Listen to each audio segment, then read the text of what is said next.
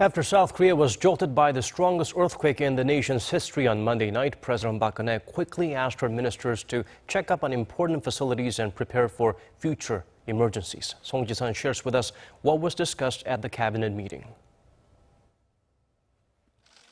First on the president's agenda were the 5.1 and 5.8 magnitude tremors that shook the country's southeastern region Monday night. Saying that Korea is no longer safe from earthquakes, President Park called for a full review and monitoring of the nation's major infrastructure, including its nuclear reactors. She also ordered prompt and thorough research and recovery measures.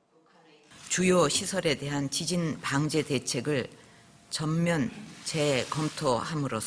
재점검함으로써 앞으로 혹시 발생할지 모를 더 큰 규모의 지진에도 철저히 대비해 주기를 바랍니다.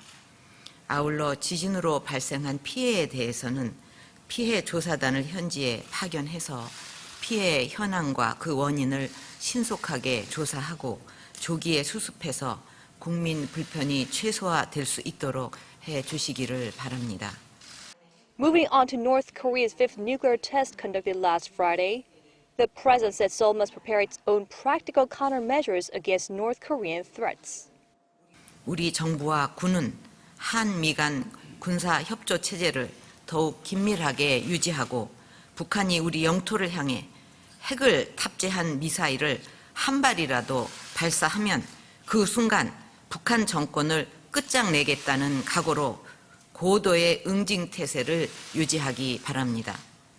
또한 주한미군의 사드 배치와 함께 우리 군이 독자적으로 추진하는 북한 핵미사일 위협 대응책도 더욱 신속하게 추진하기를 바랍니다. Park pledged as president to take all necessary measures to protect the people and the nation, and called for unity, once again stressing the need for THAAD for national security. Despite the difficulties on the economy and security fronts, President Park invited the nation to celebrate the Chuseok holiday beginning on Wednesday with trust in the government and the military. Song Ji-sun, Arirang News.